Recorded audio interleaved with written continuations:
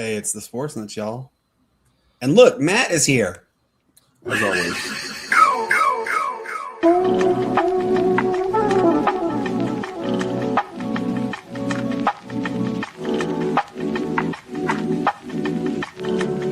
The Sportz Nutz are back.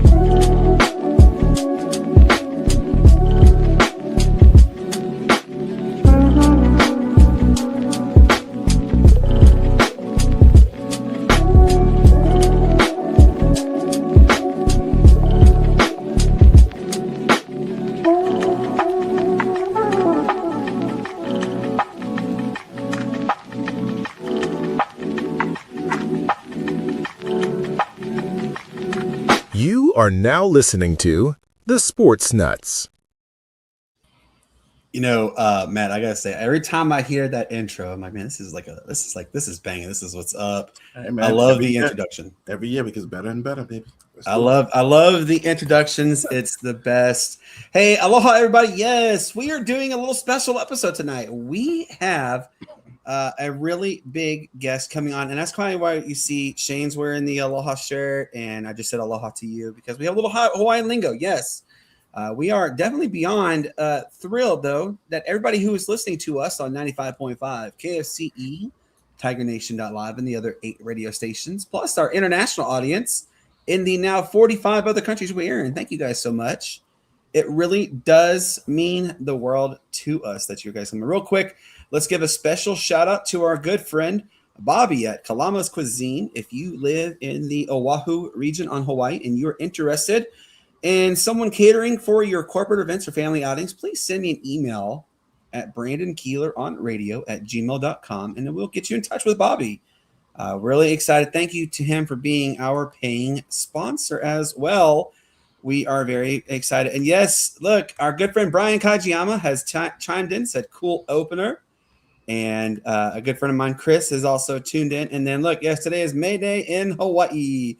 But yes, tonight's show is a real treat. We are joined by the former athletic director, Mr. Ben Jay. And then afterwards, we are talking, what are the top 10 biggest blowouts ever in the NFL? This list is going to knock your socks off. Have you guys seen the 2027 NFL QB draft class? We have, and it's loaded, and we talk about it and the odds of where everybody possibly lands. We are talking about the last 5 NFL draft attendance numbers, and we are talking about what could possibly happen for 2027. It could be even larger in 2028. And we are talking live golf and the fact that it is most likely dead upon arrival. It's going to most likely dissolve at the end of this year. Not so fast. Hey, we discuss why we are now we also discuss why, and we are talking sports stories segment. Where we all give you a sports story you don't traditionally see much on other networks. And everybody's favorite segment, the honorable mentions, where we give you 2 to 5 sports stories the mainstream media doesn't cover enough of, but we do. Ben, man, happy Friday, sir. Hope you're doing well. How have you been, dude? Fantastic, man. Ready to get another show on. Absolutely, man. Really excited for that one, too. And then, Shane, happy Friday. You made it. How was the rest of your week, man?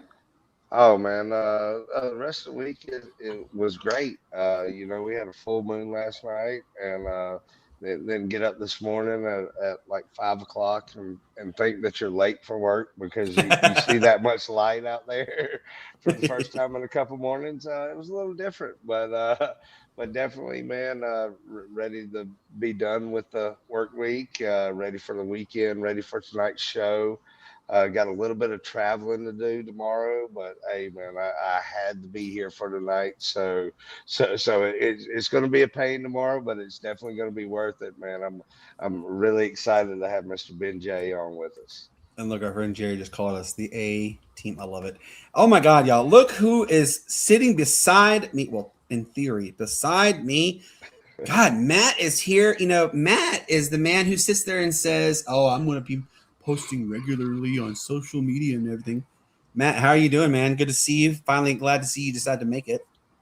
Yeah, man. And guys, Brandon is also the guy that said he was going to give me $1 million, and I'm still waiting on that. But I never said that. At the same time, man, you know, hey, I never said that. Yeah, man, doing well, man. You know, just happy to be here, man. Just ready to get it started, man. Get it going, and ready for a good show. Ready for a good show tonight. Absolutely. All right, y'all. We aren't going to make him wait anymore. He is the former athletic director at the University of Hawaii. Aloha, Ben. How are you doing, man? Happy Friday to you. Happy Friday. Aloha, guys. Great to be on board there. Absolutely. Thank you so much. We literally can't thank you enough for the fact that you're taking time out of your day to come spend some time with us. So now let's get right into it. Now, we've had a lot of people who are tied to the school come on our show, and we all know very well that the number one issue for Hawaii is what is going on with Aloha Stadium.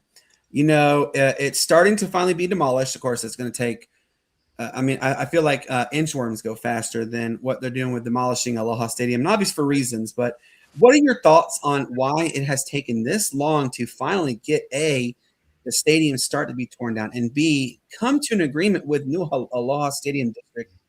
Also, do you think that the state can get the rail system corrected before Aloha Stadium is built? I don't know so much about the rail system as I do, more about the stadium and things. But I tell you, the bureaucracy in Hawaii can be troublesome at times. It does take a long time for the government there to get things done, get contracts done. Even the process of picking the groups who were going to vie for the building of the new Aloha Stadium was a very, very long process. Like I was on one of the teams that was vying for it. I was on the team with Doc Edison Milwaukee, the part owner of the Bengals, who we put together quite a nice group, and yet in the end we weren't one of the two that was selected in the end. So unfortunate, but again, it's going to progress. Obviously, it's going to take some time. It takes time to get contracts done and contracts signed, and and we're working its way through. It's already delayed everything until 2029 now. Yeah, wow. It's like they drag their feet for everything. But you know the saying though, and Ben, and is you're getting there on Hawaii time, meaning you'll get there when you get there. Yep. There's no rush to get to things, so it's pretty cool that they're finally getting things going on this one. All right, Shane, go ahead, man. Oh yeah, Ben. Well, as Brandon mentioned, man, it's we can't thank you enough for coming on and joining us tonight.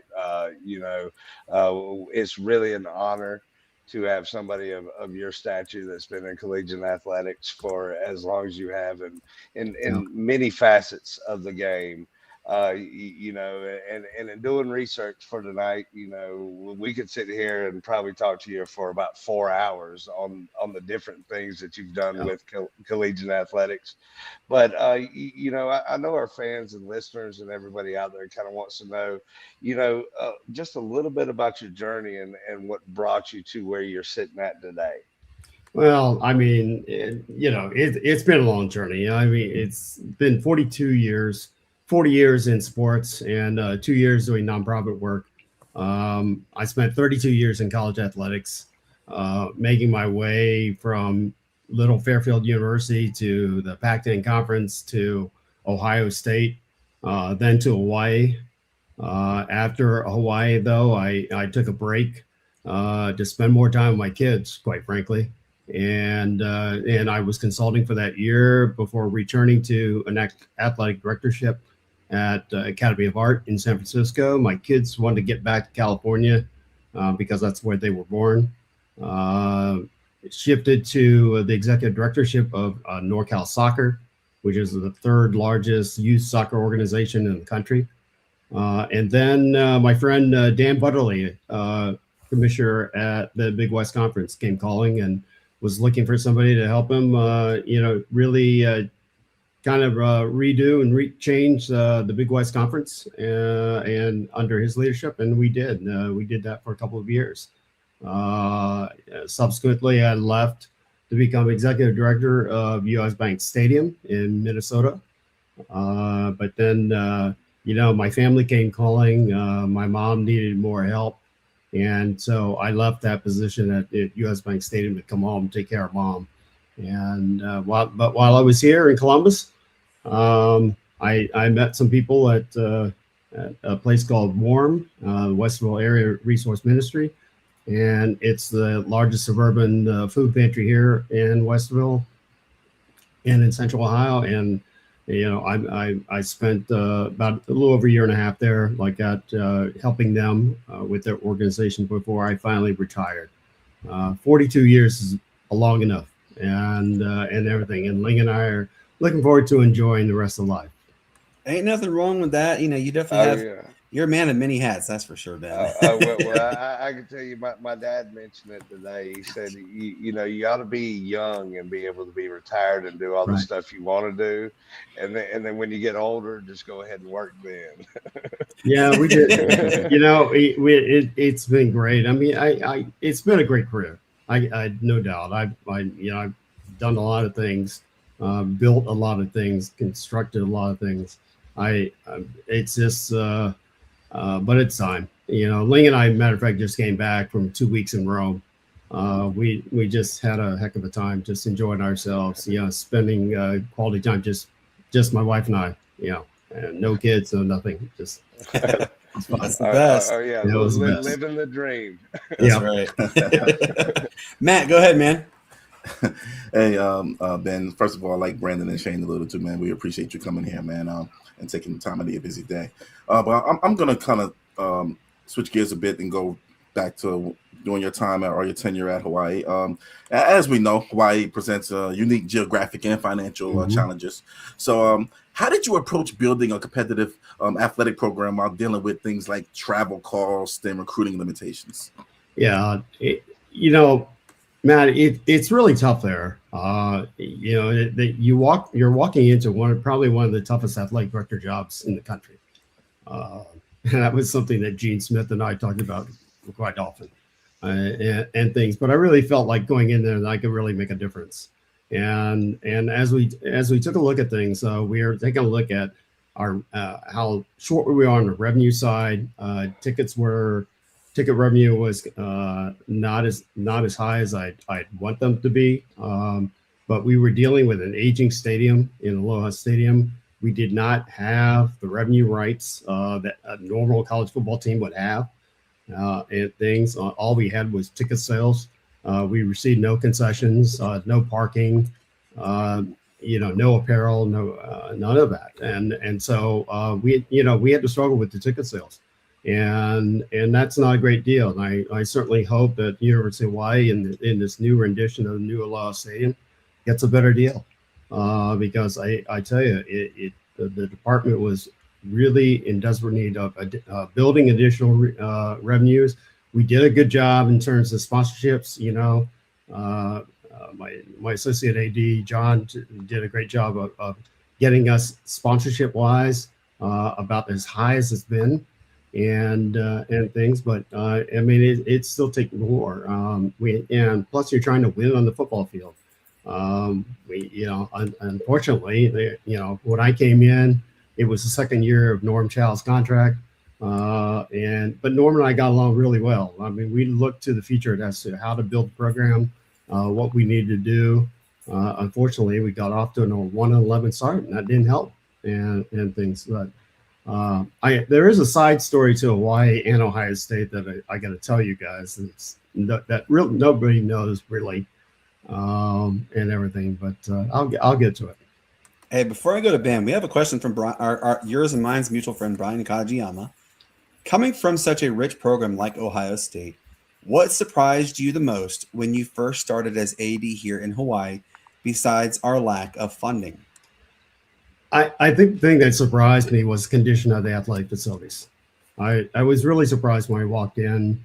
I think football locker room was the biggest thing. When I walked into it and was I was kind of shocked, frankly. When I went on my interviews for the University of Hawaii like that, they did not take me around to show me the facilities and things. So it wasn't until I was on board until I really got a good look and analysis of all of our different facilities. And I was really shocked that our locker room was a Division I football locker room. So we knew that had to be a priority going into it. The meeting rooms for the football team and things were all projects that were a priority to me that we had to get done, because I mean, if we were going to attract recruits to the program to become Rainbow Warriors, we needed to do some things to it, and so we undertook that right away. And then we were also working on an NCAA Title IX issue with women's locker rooms. And so we were in a project then, and I had to get it built. And that's where the Ching facility comes to bear. Ching facility was part of that in adding 3 women's locker rooms, along with 3 other locker rooms that we had to build in order to comply with the Title IX order.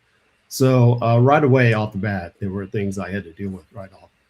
Besides the fact that I also had to evaluate 12 coaches whose contracts were coming up.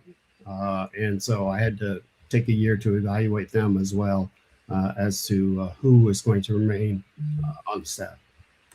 Nothing wrong with that one. Ben, go ahead, man. It's good to see you, by the way, Ben, but go ahead, man. Yeah. Who had the biggest impact? I'm genuinely curious, just talking with you tonight, who had the biggest impact on your career? Who played a key role, and how did they help you? How did they help you get there? To be an AD, I mean, it takes a lot of steps.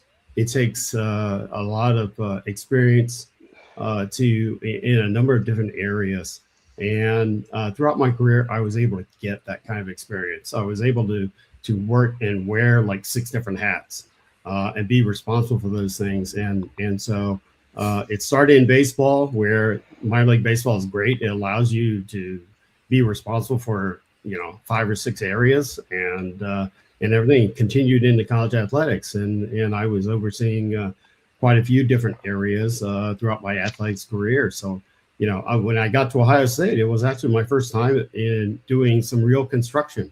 I mean, the biggest project I had done up until that time was a $350,000 office renovation. That was it. And so I ended up working. Gene Smith gave me a lot of responsibility to build these athletic projects at Ohio State. We had an athletics master plan that we created, and then we started building projects in those. I worked on 16 facility projects in 6 years while at Ohio State, and covering about $150 million worth of projects. And so I learned construction at Ohio State. It was a really great experience. Gene gave me a lot of great responsibility besides being the CFO on the internal operations side and things. I had a lot of good staff members who reported to me, and we had a great team.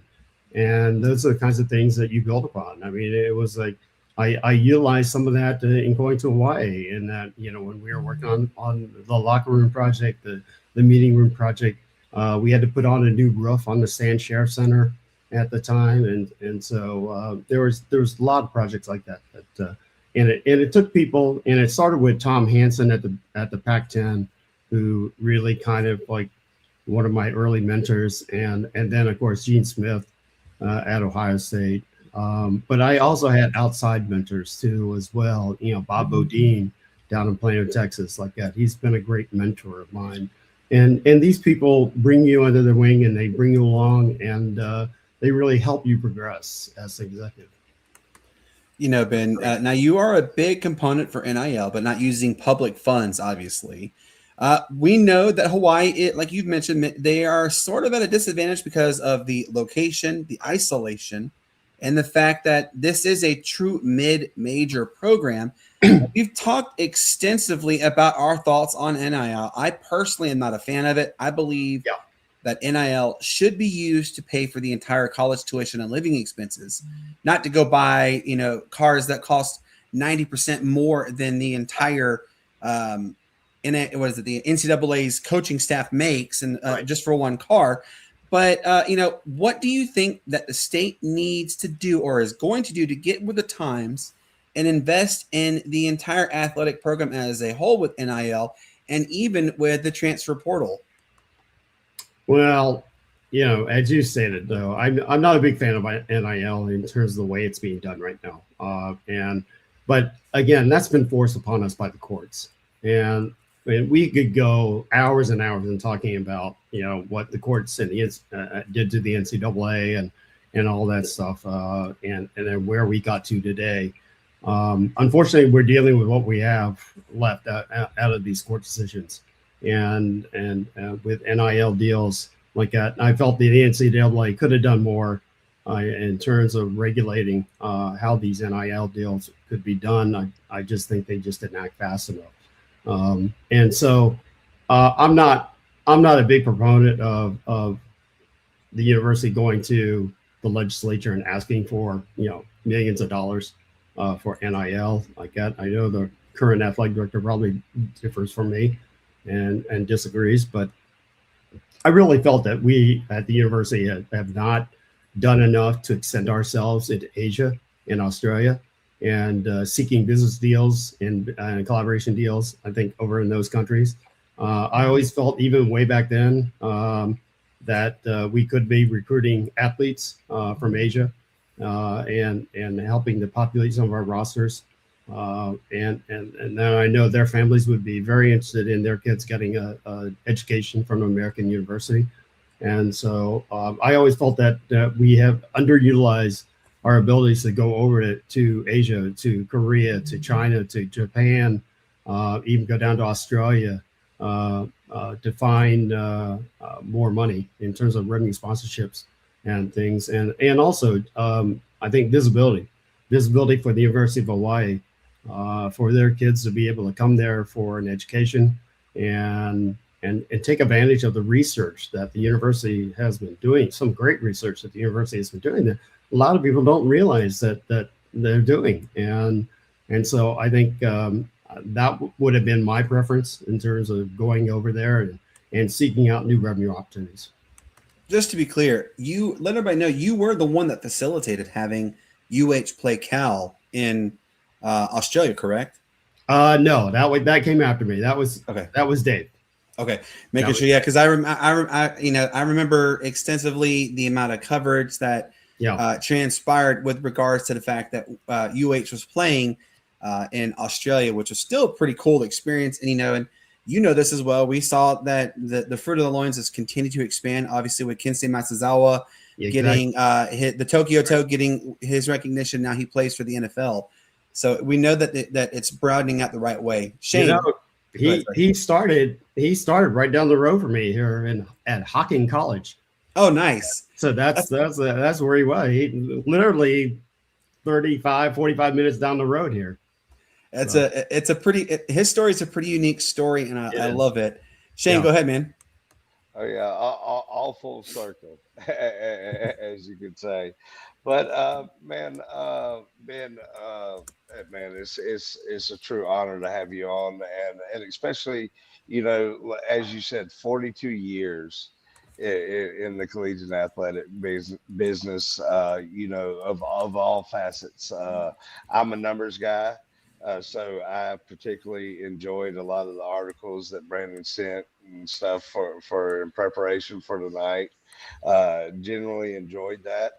But as you mentioned, you were part of many great projects Yeah. through your years. What I kind of want to know is what were some of your most highlighted projects? And as you mentioned, it's the retired life. You just recently went to Rome. Ate a lot of good pasta from what I saw. You got a lot of good pictures. Yeah. But kind of now that you have some free time, what are you looking forward to, especially as we see you're a world traveler now. Well, not quite there yet. I will be a world traveler, so I will be. But obviously the projects at Ohio State I'm very proud of. I mean, the football practice facility, I added on to the Woody Hayes athletic director and helped build the outdoor practice fields. I built the boathouse, tennis center, indoor, outdoor tennis centers, and so many projects to name. I built the softball stadium and at Ohio State, and so, but that all came out of a lot of great planning. Donnie Pecco and I, he's the one who really taught me construction, and he was my right hand guy at Ohio State, and he taught me everything there I need to know. And we were able to get a lot of great projects done. Did a lot of work in Ohio Stadium. Now Ohio Stadium's going under some additional work, but things with maintain the historical perspective of Ohio Stadium, but also be able to bring in the amenities into it that we need to do. So added new suites, and I did the ribbon boards on site. Every time I'm in a stadium nowadays, I even went down to Tennessee to see one of my son's football games at Tennessee, and I was just so enthralled with the stadium. I was checking out the stadium left and right. Hey, what do they have that we don't have, and things like that. And so I get really excited about those kinds of things, and and so there was a lot of different projects I worked on. The Ching Foundation project, I was glad to be able to finish that project. It had been lagging for quite a while, and things, but I worked together, with our people and ended up getting it done. And if not that, I mean, quite frankly, I don't know if Dave Matlin would have had a place to play football, So, and things. Dave did a great job turning that around and making it into a workable football playing field. With the stands and everything like that. But we all know it's temporary because, I mean, you can't get much more substructure there. It's limited in size. You can't build a stadium on that footprint. And so I think moving ahead with the new Aloha Stadium is the right thing to do. And I think it'll be worthy of the program. Now, I hope with the new Aloha Stadium that the architects and developers like that really put what is the history of Hawaii in and recognize that in the stadium.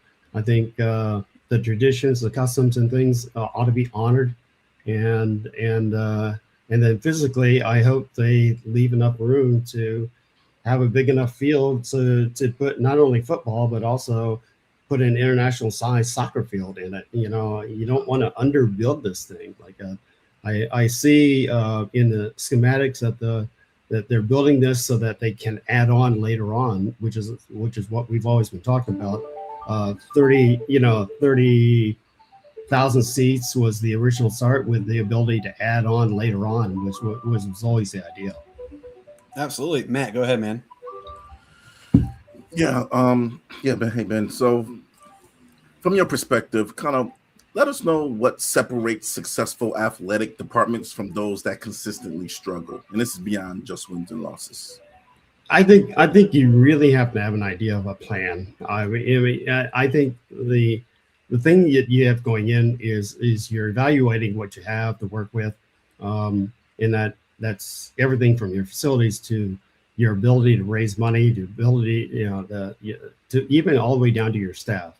What are the capabilities of the people on your team and things. And it's just Yeah, I've always been big on strategic plans. I've been big on following strategic planning to make sure that we're on a pathway towards success and trying to reach our goals. And I wrote a plan while I was there. So and things, because we didn't have a strategic plan at the time when I walked in. And so those are the things I think in leadership. It's really about hiring great people, having great people around you. It's not just the athletic director; it's the team that you build around you, and to have good administrators who can really take on more, and which really creates a great learning opportunity for them to become executive directors and athletic directors later on in life. I want to grow the leadership so that they can go on and be successful on their own. Absolutely. All right, Ben, you have the final question with Ben. Go ahead, Ben. That's awesome. Yeah, well, I don't think I mentioned this before, but Ben, it's a great name. It is. we got to stick together. Yeah. We've been talking a lot about just overall your career tonight, not just as your time as Hawaii athletic director, but as the time that you worked at Ohio State and your time with the Minnesota Vikings, of course. As we kind of have an overview of your career, as we've talked a little bit about that tonight. I'm just really curious. What was the biggest motivator for you in your career? Every step of the way. What kind of kept you moving? From one step to the next.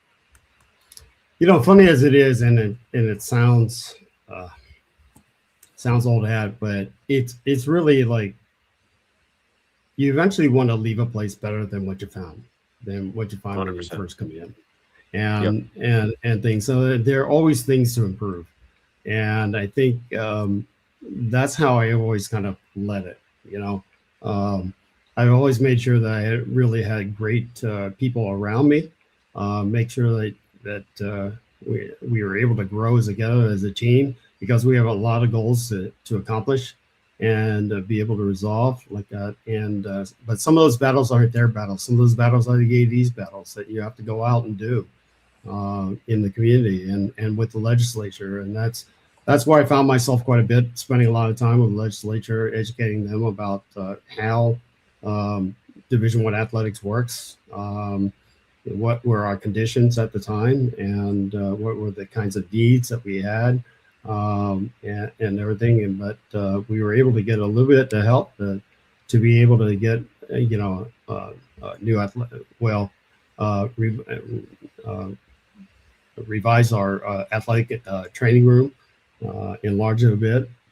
Sure. There's so many things that needed to be done at the time, and that's what you're trying to do, is like, how do I make this a better place? How do I make this a better place for the student athletes?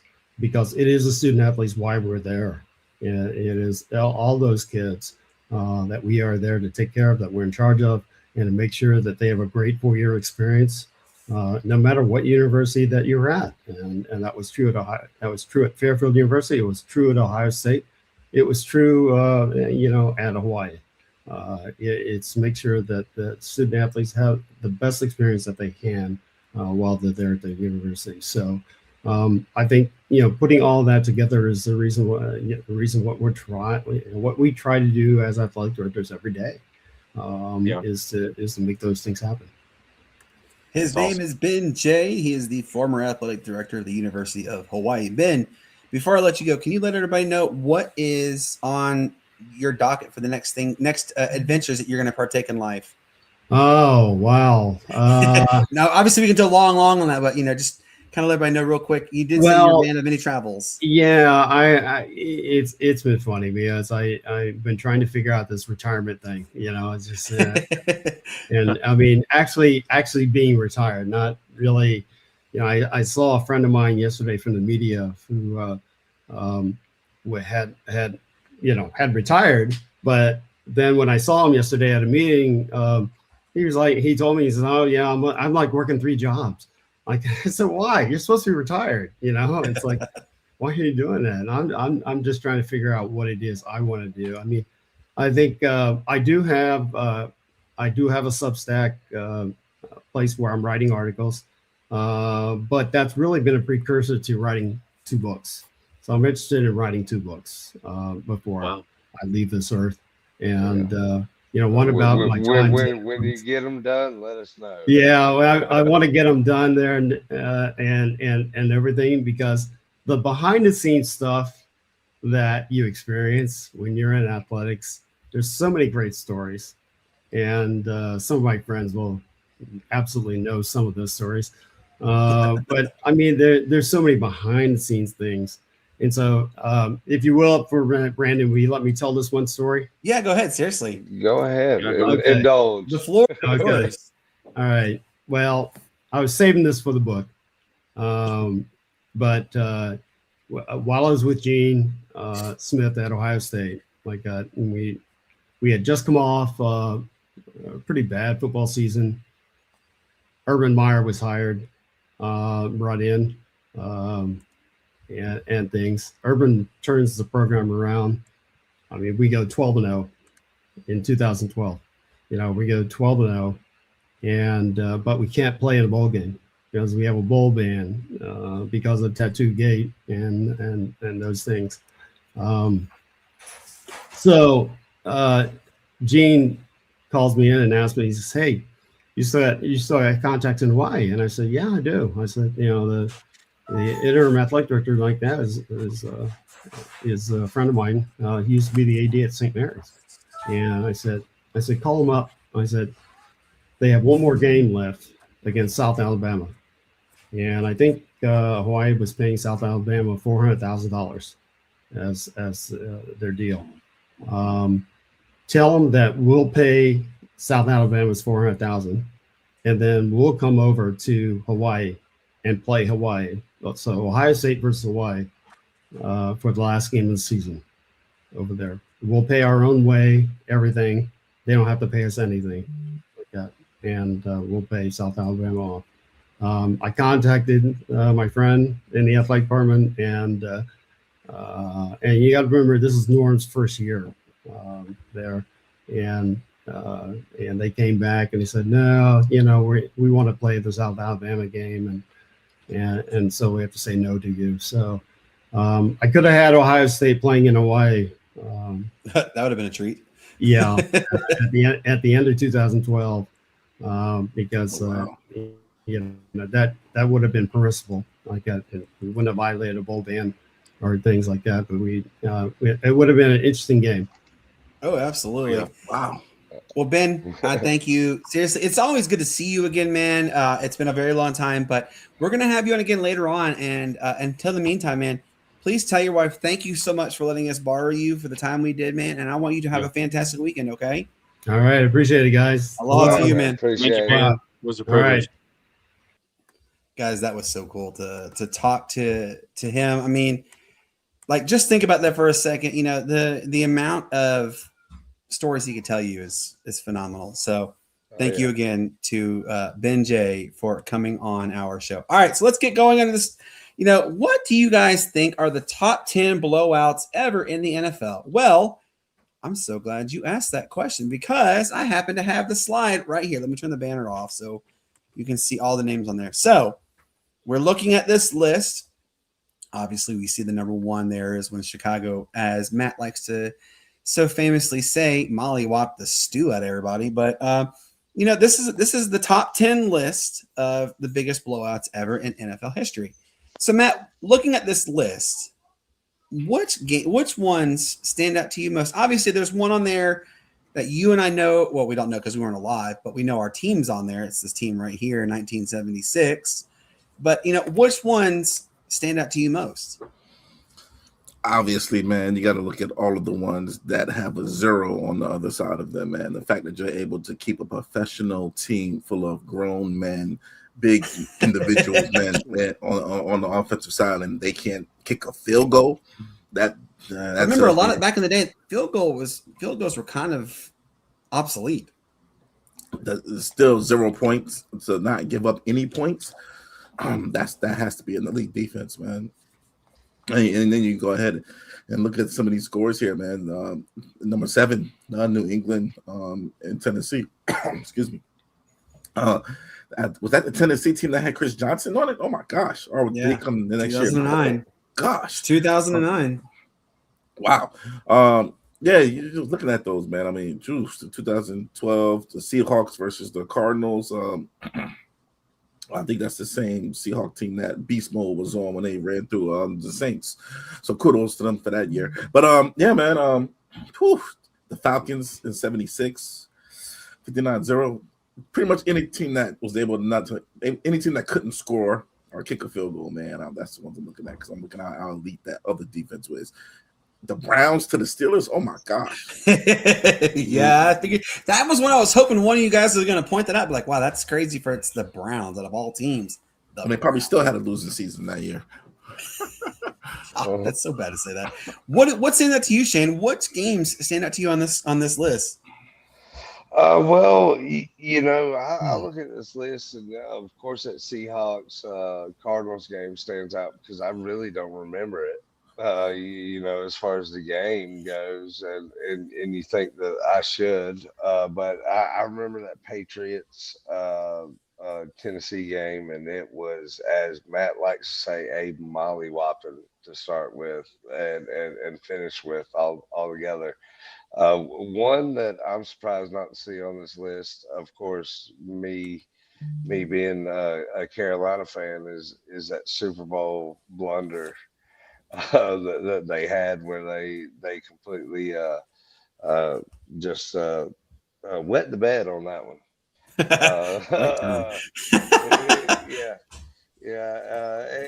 then the year before with Denver and Seattle. That was a very lopsided Super Bowl as well. So surprised that there were bigger margins of victory. I can remember those games just being total blowouts. But of course, there's been a lot of games that go through this thick skull of mine, I guess you would say. But definitely the ones on this list are the most recent ones that I can remember and kind of spot off a little bit. But definitely, when you look at the list, that Bills Dolphins, I'm gonna throw a quick jab here at Ben on this one. Jim Kelly had Bills Mafia going there in the early '90s, late '80s. I'm used to losing. I'm numb to the pain. The fact that he even comes out and just says, I'm used to losing. No, what's used to losing is if you go all the way down to number 5 and you look at the Cleveland Browns. They're the team that's used to losing. Let's just talk about this though. The Cleveland Browns won a game. That's the amazing part.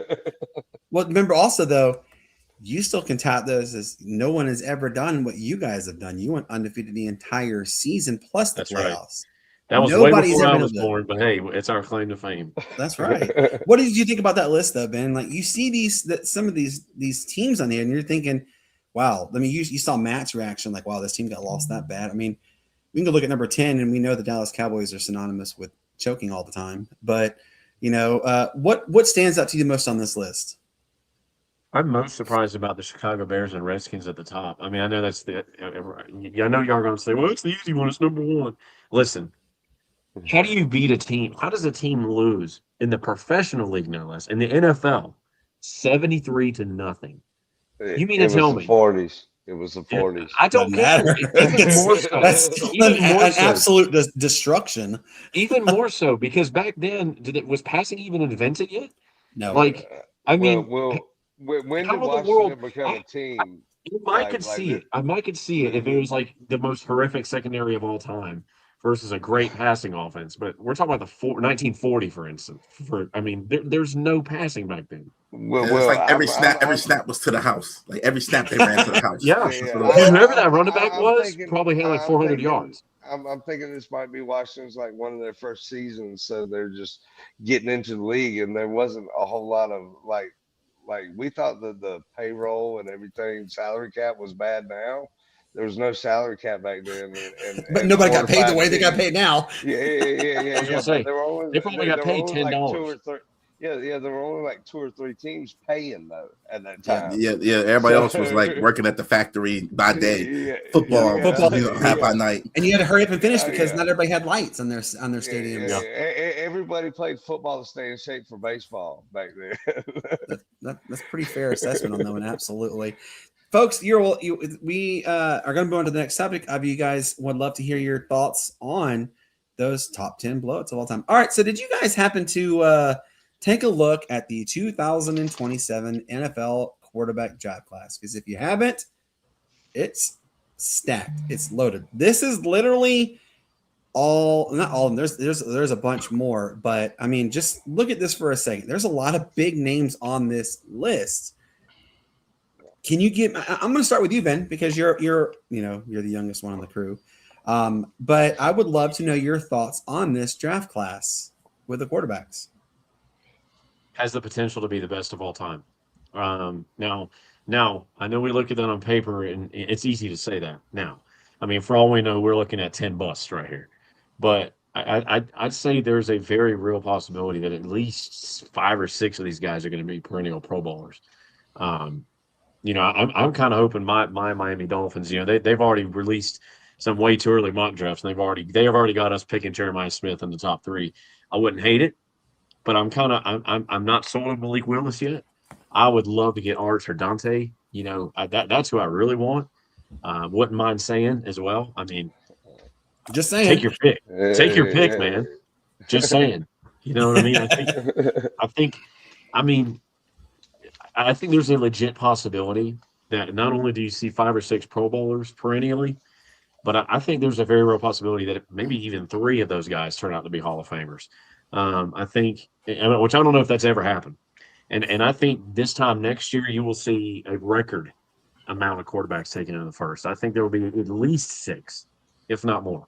I think that here's what I think, and then I'll go to Matt's on this one. But I think realistically, you could say that all 257 players who are selected next year have a legit shot at starting. That's how loaded this draft really is. I don't know if I go that far, but Matt, what are your thoughts on this draft this quarterback draft class list? I'll give it to Brandon to say something outlandish. No, I'm serious. This draft is literally one of the best drafts. Calm down, Mr. Armstrong. Well, we know it's very quarterback heavy. We haven't seen a quarterback heavy draft like this since. Man, I don't think we've ever seen I don't think we've ever seen one this big. We haven't seen a quarterback heavy draft like this. Anyway, 2020 was pretty good. You had Hurts, Tua, and Burrow. I mean, that's pretty good. That's 3. We talking about like 6 or 7 guys 10. here. This is 10 total. Obviously, I think the best QB right now, prospect in this class right now, is Dante Moore. He's proven the most, man. Proven that he can more so play in a pro style offense. Dante Moore, I like, but it really depends on where they get drafted, man. I mean, look, if one of these guys got drafted to the Jets, what are they going to do? If one of these guys even though the Jets did reload, if one of these guys, I do that every year. yeah, one of these guys, or just not throw to your best receiver for like the last 5-6 games of the season. But I mean, it really just depends. But I'm gonna go here. I mean, I'm gonna go with probably Dante Moore, even though I think Dante Moore is the best QB right now. I think Arch Manning will get selected first. Overall, did you see Peyton Manning's son, by the way, is better than I saw Marshall. I saw Marshall. He's better than his cousin. We saw Marshall out there. He has that move. He runs. He throws so much like his dad. You see the head fake? Yeah, he does so much like his dad. It's insane. No. Falcons getting ready for him. 2020. Did you see what they're saying though? Baby. Did you see what they said about 27's draft, where they have Atlanta in the mock drafts, the way too early's, as the number 6 pick? 6, 7. And some people are saying Trinidad Chambliss is going to be the one that gets selected. There's going to be like 30 by the time he gets drafted. Right. Nah, I think the Falcons learned their lesson with drafting the older QB with this. I honestly don't think that this is going to work out with the QB they have now. But anyways, I think next year, if they do have a losing season, they'll definitely pick a quarterback in the top 5. If there was ever a year for the Falcons to kind of tank, next year would be the year. You'll have all the excuses. You got a new coaching regime. You got everything's there. Everything. Yeah, everything's there. But with Bijan's going to win you about 5 games himself. They'll win you some games. So it's not going to happen. They'll be like 7, 8, 9, 10 wins in that range. But not getting off topic. Best QB here, man. Of course, I think it's Dante Moore, but of course Arch Manning will go first. Then you What cut. about Sam Levitt? Why did you not mention anything about Sam Levitt? Levitt. Let me get there. Then after that, you got Julian saying, Salen's very accurate passer. After that, probably Lenore. You see Lenore Sellers go off the board, and then what's his name? I think my Avia from USC. Good. Yeah, I like my Avia. Yeah. And then Sam not Levitt, even on the list. Yeah. See, Yeah, and then bro, Sam, he can spin it, man. He can spin it. He can really spin it. Good size, like 6'4", 240 or something like that. Then you got Sam Levitt from LSU. I like him too, man. Good dual threat QB. We'll see how he looks coming back from injury, man. But it's gonna be an interesting class, man. I say at least 5 go in the first round, at least. What do you say, Shane, on this list? How many do you think can go in the first round? Well, I'm going to go ahead and say this is his top 9 list, not a top 10 list, because Sorsby is going into the supplemental draft because he's probably going to get banned by the NCAA. He'll probably get banned by everybody. Just saying. But I mean, that's supposedly his plan is to go into supplemental if he's banned this year. Cleveland will take a chance on Sorsby. We'll see how that goes. But man, like as we were talking, Matt's bringing up people that aren't even on the list. Like this quarterback class that could possibly come out in 2027. Like you're looking at the first 3 rounds, like 20 to 25 quarterbacks come off the board. That's crazy too. I mean, it's like a biblical proportions. I'm telling you this, it's going to push Jeremiah Smith down the board. You watch. Whoa. It's a possibility. Anything's possible. It's possible. No. It depends on who has the top 5 picks. It's happened before, especially in quarterback heavy drafts, where the best athlete goes down to like the first, like 5th, 6th pick. Yeah, because quarterbacks. It can happen. Quarterbacks are gods. It depends, Matt. It depends on who gets those picks. And quarterbacks are gods. Remember Jamarcus Russell and Calvin Johnson? Oh, God. Remember that? Remember that? Remember that? Yeah. There's a difference. That draft class was not heavy with QBs. But Jeremiah Smith is one of those elite talents that guaranteed. That's true. You're true. Hey, look, there's going to be a team in the top 3 that has their quarterback already. It always happens that way. And teams are going to be coming at him, throwing the book at this team so they can move up. I get that. But Jeremiah Smith will not go out of that top 3 range. He's but though, Matt, quarterbacks are gods in football. They absolutely are. Trades Understand. will be big in next year's draft.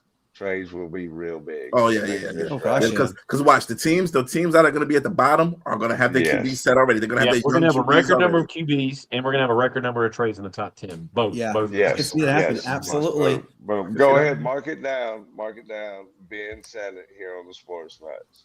Yep. It's going and look, by the way, Matt, Tim has put a short out there, or his last episode today, talking about some of the biggest busts, and he doesn't believe Jamarcus Russell is one of the biggest busts. I think he is number 2 right behind Ryan Leaf. I mean, Jamarcus did play a couple seasons. I mean, I don't know, man. He was number 1. At least Ryan Leaf was number 2, and Ryan Leaf was number 2 pick in the draft. Let's not forget that. Ryan Leaf was not. But he was the number 1 biggest bust ever of all time. But over Jamarcus Russell. See, Tim, I told you. That's because with Jamarcus Russell, the expectations were here. I mean, they expectations and reality were 2 different levels. Calvin Johnson was the number 1 pick in that draft. Supposed to be number 1 pick in that draft. But the Raiders. The Raiders did the Raiders thing. Bless Big Al, man. But man, that was a bad decision, bro. That was a bad decision he took to his grave. Wow. I mean, he had too many burgers, man. Yeah, man. Yeah. Skin started falling off and all that stuff, man. But anyways, yeah, man. But anyways, man, I mean, it's just that was his son, I think. But anyways, they both. Yeah. I don't know, man. Over Jamarcus Russell? Realistically, yes, because of what Ryan Leaf. Ryan Leaf was a dumpster fire from the moment he took his first ever snap. Nah, you know what? You got Brian Russell. You got Jamarcus Russell. Hey, Trey Lance, he might be in there if you don't watch out. But I wouldn't even classify Trey Lance as a quarterback, to be honest. Mm. That's just my thing. Dude, the dude's played like what, 7 or 8 snaps his entire NFL career. Yeah. I'm not going to classify him. Hey, Wilt, we Nah. can talk about this longer and Nah. anything, but let's go to the Jamarcus next Russell's topic. number one, especially after what he did as a high school coach, man. Oh, yeah, with stealing that money. $75,000. Nah, he's number one. Jamarcus Russell's number one. Ryan Leaf is the numbers bust and is from – this is from a Chargers fan. Okay, the Chargers fans should be glad that they drafted Ryan Leaf, because if that didn't happen, then the scenario wouldn't have happened when they got Phillip Rivers. So yeah, really. Drew Brees, Phillip Rivers, all that. They chose to trade Drew Brees and keep Phillip Rivers, man. That's right. Yeah. So let's talk about the next topic. Eli Manning, too. Get that. Yeah, Well, remember, Eli Manning said he is not playing. doing it. Yeah, He Eli said said he he was was never going. He said, I ain't going. He said there ain't no way in HE double way, you know what, that I'm going to go I remember that draft when they got drafted. The whole family had frowns on their faces. Yes, You know, what are your thoughts on this not be possibly being selected? Well, we'll figure that out when it comes to that. Yeah, they were like, I can't believe these boys done did this. We told them. He literally was like, well, we will get this situation rectified, is what he said. I love that. Yeah. You can see that everybody going to Eli. It's gonna be okay. It's gonna be okay. Just wait till next year. All right. So, yeah. Well, Arch ain't gonna be playing. The whole family gonna be there. The Jets select Arch Manning. Arch, don't even get up. Don't even get up, Arch. Don't even get up. You ain't going over there. You put that green on there, you're disowning you. All right, so let's talk about, since we're talking about the NFL draft, let's talk about the attendance number since 2021. I'm so happy you guys asked that. I think I'm just going to leave the banner off tonight because we have so many things to show. This is literally from 2021, 22, 23, 24, 25, and this year alone. And what everybody should notice on this one is it's trending up. A lot of good numbers. Well, Matt, you know this so well. They've already mentioned it, that for the DC draft next year, they're expecting 1.5 million people to attend the draft over that weekend. Ben, you got to go to that draft in Pittsburgh. Kind of give us your details, like what you saw, what you experienced while you were there at the draft. Because, I mean, they said 805,000 total people for the whole draft. It felt like 805 million. That's what it felt like. If any of y'all that are watching the show never been to Pittsburgh before, it's basically a big city packed like in the middle, like in this valley. So like you all just packed in there like sardines. So everybody's trying to get out. It's mayhem. But as far as the whole draft process, I mean, it was awesome, man. I mean, the NFL, they always do a really good job of just very, very efficient, getting you in and out. And there's so many great events to do. I mean, you had the 40-yard dash, you had the Lombardi Trophy, you could get autograph signings, and it was all free. I mean, I will tell you, if there's anybody watching the show and you've been kind of on the fence, like maybe should I go to the draft, should I not? I would definitely recommend you do it at least once in your life. It is an incredible experience to really just be there and just see it all happen. If it's that incredible for me as a fan, I can't imagine what it must be like for each player to just walk across the stage.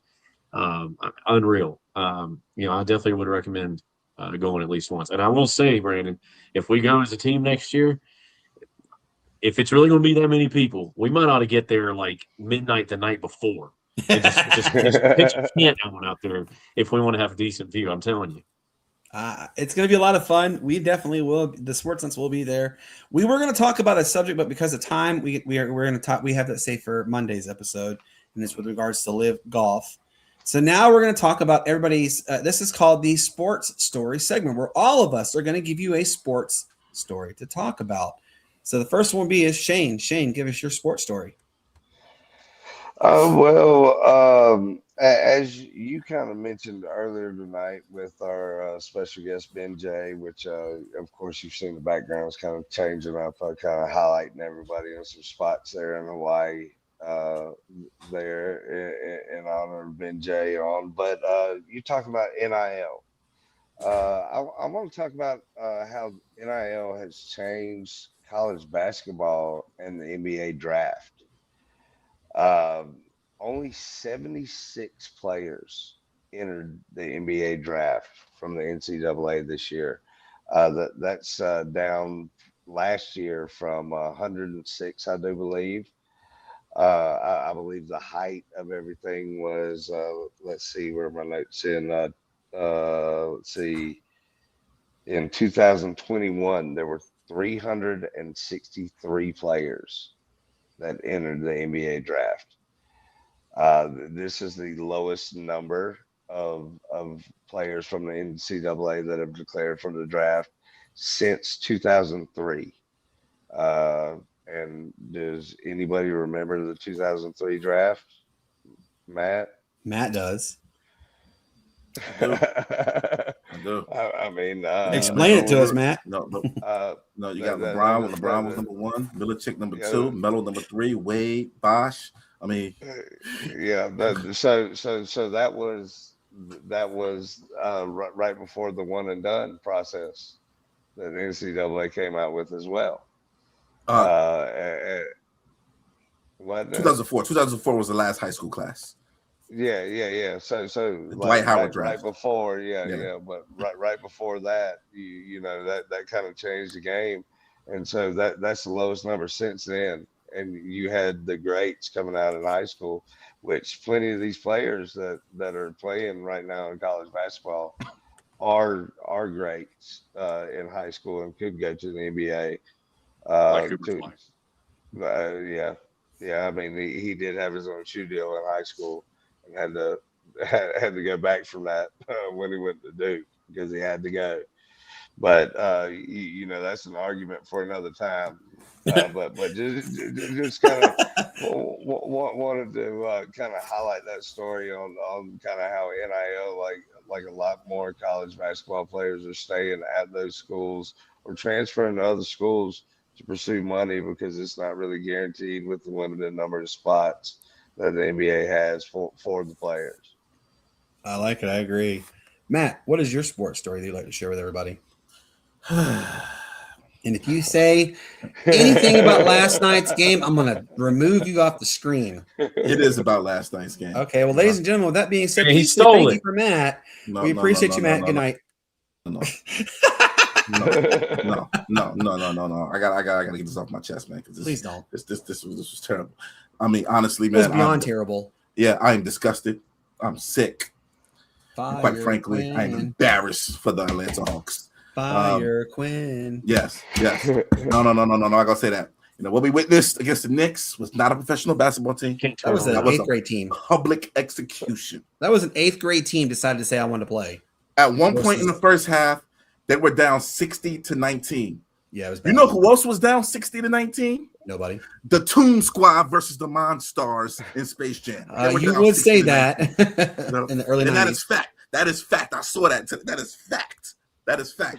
Nah, man. I mean, end of the first quarter, they were down by like a bajillion points. There was no energy, no urgency. There was no resistance.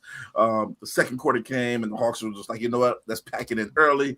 At halftime, you got Shaq, giving the, Waving that flag. to the Hawk mascot, man. Yeah, and he put him in the box and said, "Take Put it him in easy." the coffin. Put him in the Yep. coffin. You know, I mean, there was just no defense, no communication, no leadership, and no heart. That was the biggest thing. No heart. You know, it was an ugly game. But maybe that's what Atlanta needed. Maybe that's what Atlanta needed, just to realize, hey, we got to make some changes. But before I go, I want to say one thing. The Hawks did miss one thing in this series. They missed one thing in this series, Hawks. and that is That's Trae Matt's Young. New Jersey accent. That is Trae Young. Trae Young is who they missed in this series. They missed a player that can come out, get a How bucket. many people did you see? Many people said on Twitter that Trey would have never let this happen. No, they need somebody that can get a bucket, somebody that can run the offense, somebody that can slow the tempo down or raise the tempo up, somebody that can push the pace. They needed a point guard, and they did not have a real point guard on that roster at all. Dyson Daniels is not a point guard. CJ McCollum is not a point guard. They do not have a point guard on that roster at all. And Share that's the news what what I sent you in that text message about CJ McCollum. that's not true. Are you sure? Yeah, that's not true. Okay. Yeah, man. I mean, it was an ugly game last night, man. It was beyond ugly. It was one of the. It was actually a record biggest blowout ever. They were down by 60 points at one point, and of course it's Atlanta. So I was watching it, and then it's like they went on this like crazy scoring, and they went from like 15 to 15 to 45 to 15. I was like, it was what like point? 13-19. It was 13-19. And then it just started getting crazy. I'm like, yeah, I'm like, what was the point of watching this point? Cassie goes, "You're not watching anymore?" I said, "Absolutely not. This is terrible." and it's And not then like at halftime, it's 77 to freaking 22, and I'm like, "This is and ridiculous." it's not like the Knicks were hitting the crazy shots. They were just playing regular basketball. Yeah. They were playing regular team The basketball. Hawks just said, "We don't care. Yeah. The heck with it." Nobody was guarding the paint. They had nothing. They Yeah, had it nothing, was- man, and it was very ugly. So It was very ugly. I can agree. R.I.P. R.I.P. to the Atlanta Hawks. The way you laid down. Ugh. Yeah, yeah. Ben, what is your sports story? I'm just going to say it's amazing what 4 days can do for y'all. Recency bias, man. Just 4 days ago, y'all were singing Quinn Snyder's praises. They're saying, "Oh man, he should be the coach of the year." Hey, And then No, I y'all didn't were say not- I did not say coach of No. the year. I said he could. I think he saved his I'm just- career with Atlanta. I'm just saying, y'all were not saying burn him at the stake until now. Yeah, it was a bad. But when you're loss, losing by but 61 listen, points in a professional basketball game, I understand. I don't but think you it was gotta his take the whole fault. body He's of not work. up there You gotta playing take the- defense. You got to take the whole body of work, man. Atlanta shouldn't have even been here. Let's be real. that's true. Shouldn't Matt have did even say been that here. too. And the fact that they won 2 games against the Knicks that's incredible. That's incredible. I think the Atlanta Hawks should give that man an extension, not fire him. So I agree. Anyway, I agree. I digress. I agree. I let's get into it. So my story tonight is I'm going to keep it with football. I'm going to bring it back. I guess bring it back to football. A man by the name of Chase Claypool. A lot of y'all may know him. Yeah. Listening to the show, he was a man that was drafted by the Pittsburgh Steelers in the 2022 draft. Actually had a pretty solid rookie year, and then kind of just declined ever since. He played a couple seasons for the Steelers, got traded to the Bears, and then eventually finished what we thought he finished his career with the Miami Dolphins. Well, news come out yesterday that he is trying out with the Green Bay Packers. So we'll see what happens with that. We'll see if he can resurrect his career. It definitely looks like he's trying to get his head screwed on straight. Lord knows he needs it. But if he does, there's the talent. There's still a lot of talent there. I mean, Claypool. A lot of people forget when he was at Notre Dame, man. He was a stud, and he had some big moments as a rookie as well. What is he, 6'4"? I think he's only 27, 28. He's not that old. He could probably still have a couple, 3 or 4 good seasons for a team. So we'll see. I agree. I was going to quickly say the Golden State Valkyries are now the most valued team in WNBA history at value more than $850 million. A significant increase from 2025 when they were listed as valued at $500 million. My, how the mighty have changed in a 1 year strand to go up by $325 or $350 million. So congratulations to the Golden State Valkyrie, and also congratulations to women's sports as a general. That just shows testament that people are seeing the right things. All right, now comes everybody's favorite segment. It is the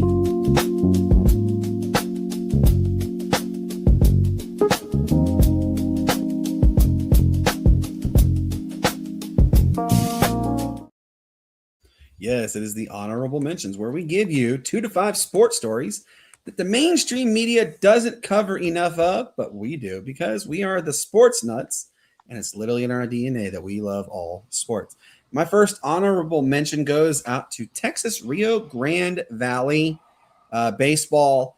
And yes, this is a big program. This is a huge upset for them because they are one of the smallest programs in college baseball. More specifically, one of the smallest programs in collegiate athletics, and they took down a Goliath in their stance by Oregon State.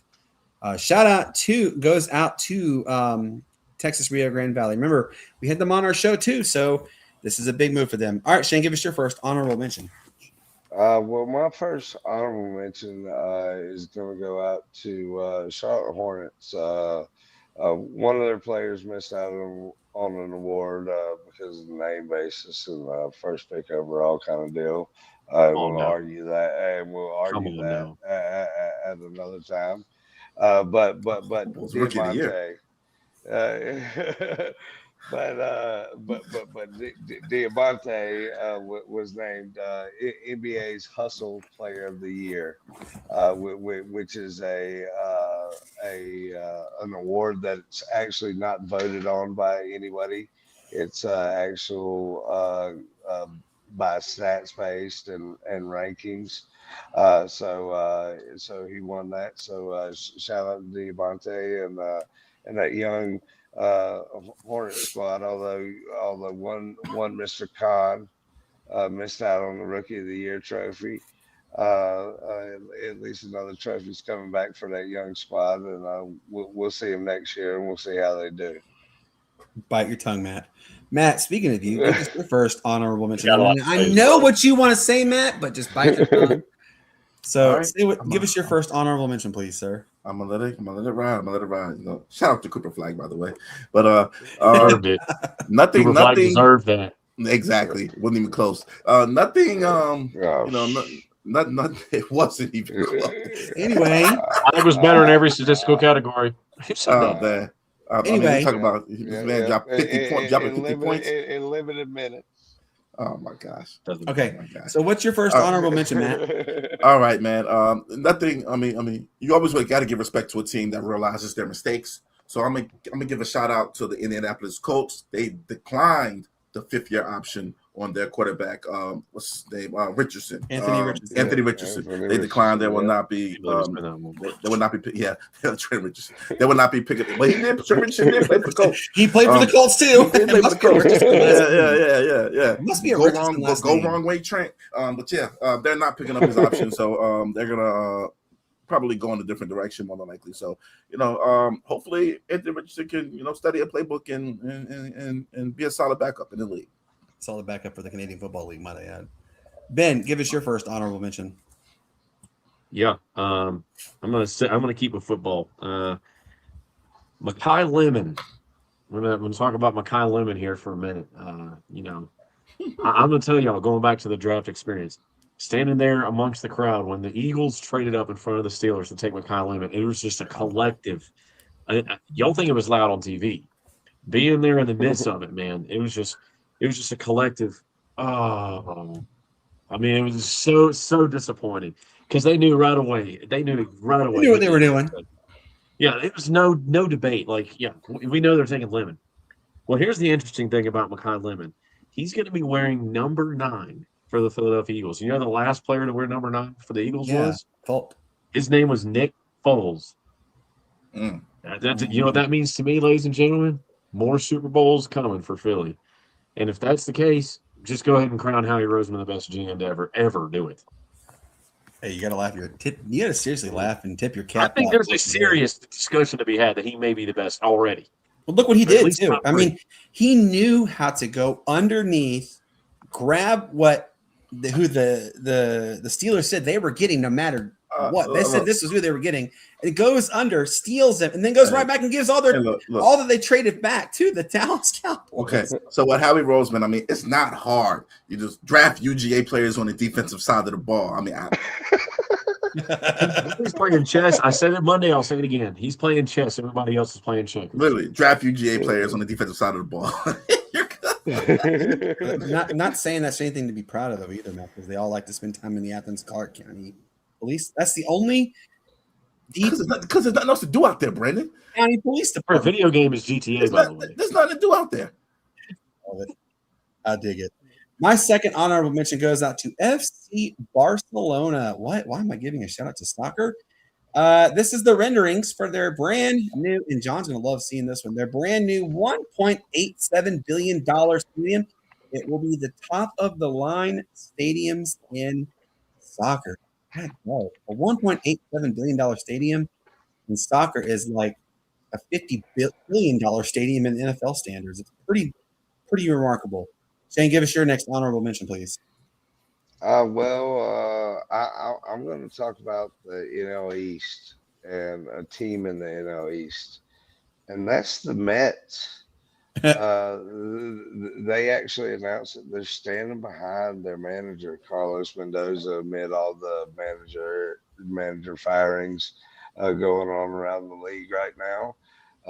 So they said that they're going to stand behind him for the rest of the season. So shout out to them, and that just kind of proves what we all know to be the New York Mets, and they're going to stand behind decisions, no matter how bad they look on the field right now. Do you really truly believe it, Shane, that he's going to stay there to the end? Because I mean, if they go through another 10-game losing streak, they're going to hang. I guarantee they're going to hang it up. They said it. They said it. They said it. They've spent stupid money before. I mean, they are stupid. No, I'm gonna bite my tongue. I was gonna say they're a bad team, but I'm not gonna. They are. Say their name rhymes with another New York team for a reason. Exactly. New York. I dig it. Yep. Matt, give us your next honorable mention, please, sir. This one is going to go out to Jaden Daniels and the Minnesota Timberwolves for taking out the Nuggets and sending the Nuggets home in the first round. Cancun came calling. Gotta give it to Jaden McDaniels. He was talking trash all series. Said the Nuggets can't play defense. He said they're terrible. Even Coach Mr. Finch came out and said it in the exit interviews for the round. Jaden talked all series and he backed it up. There's absolutely no reason why the Nuggets should be going home right now when Anthony Edwards was not playing. But the Nuggets are going home right now when Anthony Edwards was not playing. So shout out to the Minnesota Timberwolves and I guess Nuggets. Maybe you should have kept Michael Porter Jr.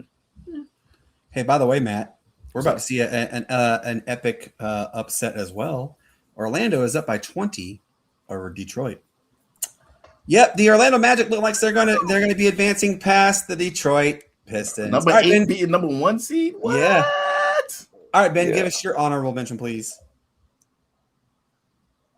I'm just going to make a bold statement here. Not an upset. I knew after game one, Orlando had this, man. I'm just going to say. It's an upset for standards because it's 8 and an overall 1 seed. Detroit's the weakest 1 seed I think I've ever seen. And that's the honest truth. Yeah. Yeah, I'm going to talk about, we're going to switch it up to baseball. Minnesota Twins outfielder Byron Buxton. This week he has hit his third home run in 4 games, man. Dude, that's what I was going to say. That's incredible, man. He's been to 2 All-Star games in his career. He made one last year, so if he keeps up this torrid pace, he'll be going to back-to-back All-Star games for sure. And he's over the World Baseball Classic hangover for sure. Hopefully he can get the Minnesota Twins some more wins. So rhyming accidentally bars. We'll see. We will see on that one. I like that. All right, my final honorable mention. It is another soccer shout out. John, you're missing out on this one. Shout out to the MLS Open Cup bracket. The champion receives a record $600,000. The runner-up receives $250,000, and the furthest advancing team from each lower division, D2, D3, and open divisions as well, earned $50,000. The winner also earns a berth in the 2026 CONCACAF Champions Cup. So congratulations to all the teams that are on this list. Shane, give us your final honorable mention, please. My final honorable mention is going to go out to a young man that is a brother of a current PGA Tour professional. Just won the New Orleans Zurich Classic with his brother. His brother is Matt Fitzpatrick, but Alex Fitzpatrick earned his PGA Tour card by winning that tournament with his brother. And is currently sitting tied for 6th on the leaderboard at the Cadillac Classic, the next PGA Tour event this week. So definitely shout out to Alex Fitzpatrick.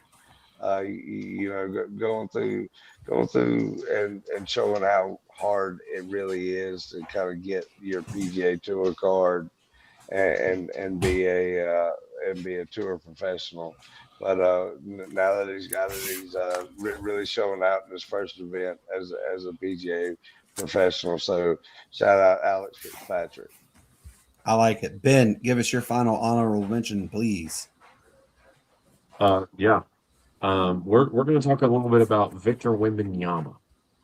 Ladies and gentlemen, he's averaging 4 blocks per game, which is the most since 2003, which was actually held by Tim Duncan. So he had 3.3 blocks per game back then. So if Wembanyama keeps up this pace, man, he's going to be out there in the record books for most blocks per game in a single postseason run. And I will tell you this: if San Antonio if they don't get Wemby back, I'm not saying Minnesota's going to win the series, but I do think they could give them some trouble.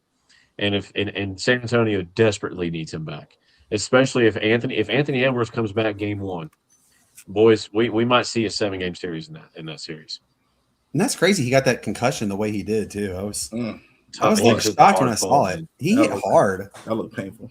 Yeah, that was pretty. And it like you could see for a brief second too. He was knocked out briefly. But the way that man affects the game, not even just blocking. I mean, He's a there's so many presence. times where you'll see a guy, he'll just stand there. He won't necessarily try to block a shot, but the driver, the guy slashing. You're looking at a guy who's 7'25". Yeah, he'll second guess. You'll see him. It happens every game at least 4 times. Yeah, It's I love it. Yeah. Oh yeah! Shout out to the tallest player in the NCAA. He just announced he transferred to UC Irvine. UC Irvine. Yep. He's following the steps of Kenny Taco George. Falls. Taco Falls. Yeah. Didn't Kenny George play for UCR? No, Kenny George didn't. No. All right, Matt, give us your final honorable mention, please. Yeah, man, my final honorable mention is going to go to big Calais Campbell, returning for his 19th season. Yeah. For those who don't know, or to make you feel old, Calais Campbell was in the same draft class as Matt Ryan, Joe Flacco. And Joe Flacco's still playing, though. Yeah.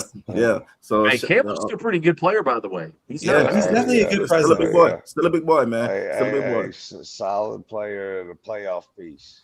Yeah. He's going to the He's one of Ravens. those playoff pieces.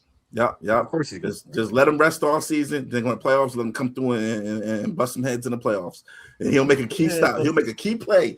He'll make a key play for you too. All they need is Ray Lewis to come back, and they got all the old heads. Hey, man, maybe they Reed, can have too. Ray Lewis do the intro dance or something. That's it. But I like it.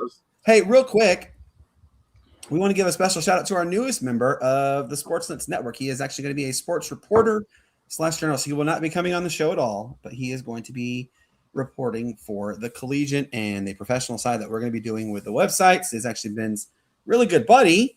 Ben, tell everybody who he is, please. His name is Sean Mallon. He's a good friend of mine, good buddy. We've been friends, I guess, since probably high school. I don't know. I couldn't tell you what year. But I've slept a lot since then. But he's been a good Best answer. Yeah, he's a great friend, man, and he knows his stuff. Yeah, if you ever need to talk to somebody about any sports stuff, he's about the only guy that knows more sports than me. So I'm just kidding. Look at Matt being board because he wants to say something. Ben, he's legit, man. You're still out of high school? Huh? You get out of high school? He's still got that baby fat on him too. You see, he got that high school fat on him. Yeah, I graduated. Yeah, I graduated last year. No, I'm just kidding. Oh, I love it. Hey But man, yes, hey look, man. Stay young. Try to stay young, man, as much as you can. Because once that beer stuff starts growing, it never leaves, bro. don't turn into that with It Matt. never leaves, That's the bro. old man. So don't say Brandon's the oldest because I am the oldest. Anyways, but yes, that we wanted to make that mention. We're still looking for another couple of sports reporters. Send us an email, Brandon Keeler on radio@gmail.com if you are interested.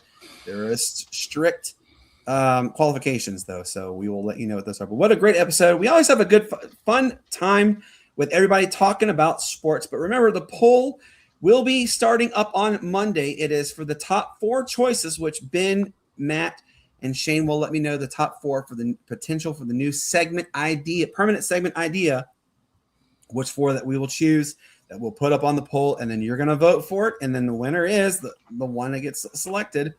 Will get the chance to come onto the show. They'll get an introduction video for them, and which Matt will create, and we'll create 1 to 2 shorts of their time on there. So stay tuned for that one. All right, so here's the upcoming episodes for everybody to please pay attention to. Episode 225 is Monday, May the 4th. As Matt likes to say, May the 4th be with you. John from the Pitch Grid is joining us, and this is the very first time for all of us. An MLS franchise is coming on our show.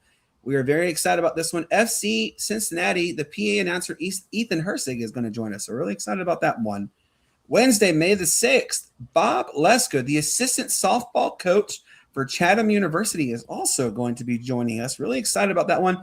As you guys know, my daughter is a softball player. We were going to shout something out, but we're not going to do it for obvious reasons, for timing. That's not really the reason, but episode 227, Friday, May 8th, Brian Atkins, the public address announcer for Furman University, is going to join us. Really excited about that. Brian's a good guy. I actually got the chance to watch his dog when we had the snowstorm here. So he's a really good guy to talk to. Episode 228, Monday, May 11th. The Sports Kings from Queens podcast joins us to talk hockey and basketball and Matt's subject as well. Football. These guys are based out of Queens, New York, in case you couldn't tell. But yes, they are avid sports fanatics, and they're going to come on and talk to us. Really excited about that. So with that being said, for everybody who tuned in tonight, to Ben J for taking time out of his day to come on our show, and everyone else who chimed in, thank you guys. We also want to say thank you again to our international audience as well, and everybody who tuned in on 95.5 KFCE and the other 9 radio stations, total 8 that we have not mentioned. And also, in case you missed Wednesday's announcement, Matt is our chief executive producer. So anything you need, Matt is your man. So really excited about that one. And Ben is also our sports guru connoisseur. So please give them a warm thank you. Welcome on that one. Ben, give everybody your final honorable mention, please. Give everybody your final goodbyes, please. Thank you all so much for tuning into the show. It was a really special show. Every show is special, but this one really, hit close to home. Just being able to have Ben J on the show was a tremendous honor, and not just because his name was Ben, but it was a great. Yeah, that's 50% of it, but no, it was a good time to get to talk to him and just kind of pick his brain a little bit, and tremendous privilege to have him on the show. But thank y'all to everybody for the support, for everybody what tuned into the show faithfully every Monday, Wednesday, Friday. Everybody stay safe out there this weekend, and God bless. Absolutely. Matt, it's that time. You can give your final goodbyes to everyone. Tell everybody when the next short that you just created will be out, because it is out. But let everybody know real quick about it, and then also give your final goodbyes. Nah, guys, you know how it is, man. Just shorts come at random. Just whenever they come. But guys, just got the weekend coming up. Just make sure if you're gonna drink or if you're gonna go out and celebrate something, man, just make sure you get an Uber driver. Make sure you get a designated driver. Last thing you want is the whoops going behind you. We don't want that. As you see right there next to me. Because it's not fun. It's not fun to no sales for the weekend, guys. It's not fun. And Ben, you'll learn, man. You'll wild out one day and you'll end up behind bars or whatever for like a weekend or something, and you'll see that it's not a good thing. So yeah, guys, just make sure you follow the rules. Make sure you play the game by the rules. Don't get flagged in the game of life, and enjoy your weekend, guys. Did you say Ben is next to get? I swear I heard you say Ben. You're gonna get arrested. I said Ben. One day you'll find out when I'm. Okay, so I thought I was hearing things. I really did. No, you will not. You will not. Hey, it's gonna be you who comes to bail me out of jail, by the way. Oh man, I can tell you, it might be upset about something in DC when we go because Miami picked somebody, but it won't get that wild. We'll take a kicker in the first round. Yeah. You'll take a punter. Yeah. With the first pick in the overall draft, the Miami Dolphins select the punter from Fairfield College for the deaf or something like that. Even though Malik Willis has nobody to throw to, I think he's gonna. I think the Dolphins will be fine. I think the Dolphins will be fine, man. We did just draft 3 wide receivers. Surely one of them's got a hit. Yeah, I think the Dolphins will win about 7-8 games. They won't have a top 3 pick. I think they'll be too good for a top 3 pick. All right, Shane, give us your final. No, I'm just kidding. Shane, give us your final. Good God, Brandon, give us your goodbyes, please, sir.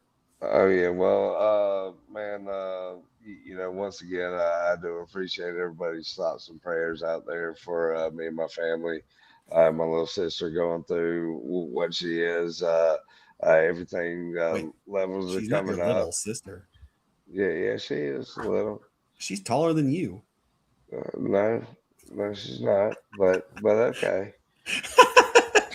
Shane's like, whatever. I got a heckle. Yeah. Come on, you're like my little brother. I got a heckle. Yeah, it'll be all right. So, but levels are getting better, but the pain and everything else, and kind of still wondering what really is going on. So, we do appreciate the thoughts and prayers from everybody out there for sure. And as always, may the good Lord bless you. Peace, love, and bacon grease. Peace, love, and bacon grease indeed. And as I always tell you guys, peace up, A-Town, down, Y. up until last night, it was the greatest sports city there ever was, but we rebound on that one. Hey, you guys have a fantastic weekend. Enjoy your evening. And if you're going to get some nasty weather, just stay home. Until then, have a great night, and we'll talk to you on Monday. Goodbye.